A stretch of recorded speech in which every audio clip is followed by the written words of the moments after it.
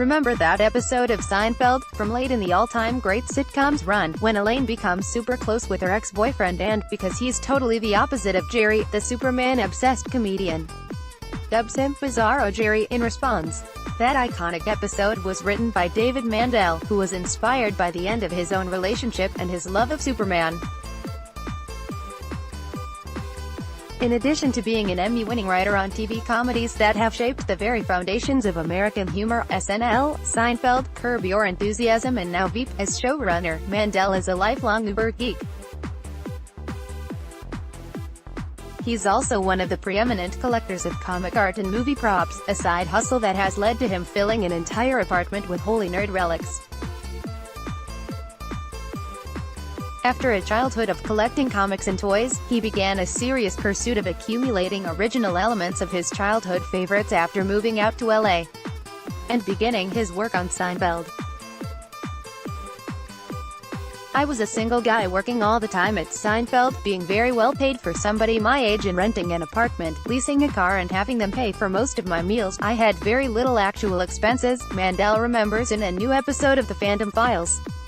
"I could spend like $5,000 at a Comic-Con and come back with a thick pile of comic art, to the point where I would almost need to have a friend get me another large portfolio every night." Mandel gave The Fandom Files a window into his geek nirvana apartment, his former bachelor pad, telling stories about his pursuit of his favorite art and probes.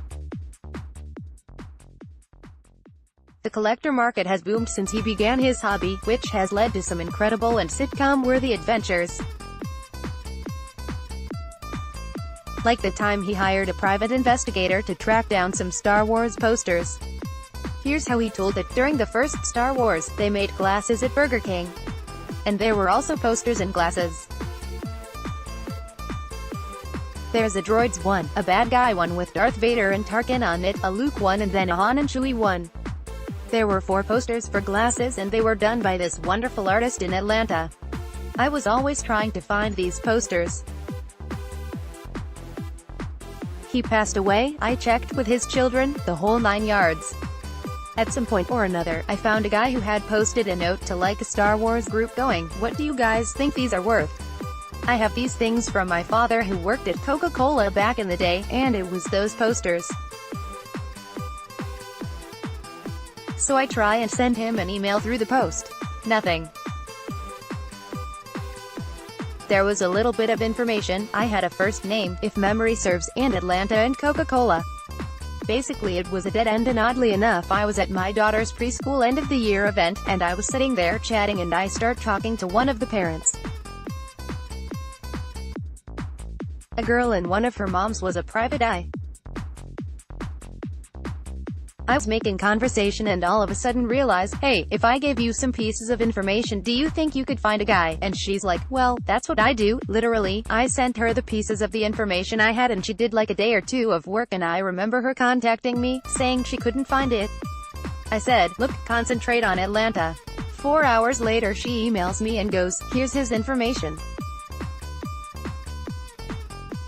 He's waiting for your call. He ultimately got the posters, a fudge addition given how much they connected him with his childhood. Mandel's collection is so in-depth that he's even provided museums with important pieces. The Museum of Pop Culture in Seattle credits him with helping put together their big Marvel exhibit. And yet Mandel is still looking for all kinds of original comic art. He's on the lookout for pieces from Star Wars. Mandel also talked a bit of shop, inspired in part by the breaking news that came out while we were recording the podcast. President Trump's former campaign manager, Paul Manafort, had just been sent to jail, and that led to a discussion about how Veep, which begins production on its 7th and final season next month, is adjusting to the new political seriality. I definitely had to rethink the season. I've definitely thrown stuff in the garbage and rejiggered things, glued things together. You want to try and get close but not too close. But you want to recognize it. But what are we saying on the show? I know that sounds like a silly thing to say, but like, what is politics about right now? And that feels very strange right now. It's been hard, I will not lie. I'm thrilled that we're going to do this season, but I am not unhappy that this is going to be the final season. When Armando Iannucci created it, part of the idea was giving a peek behind the curtain of what politics are really like, saying this is what politicians are really like in private. None of that seems true anymore. There's no sense of that. We know exactly what Trump's like. Nothing's private. And so much of the humor was always like, Selena Myers is the worst person that should ever be president and this is the stupidest staff you've ever seen. No longer true either. I guess if you were making Veep today from scratch as opposed to season 7, I don't quite know what you would be saying.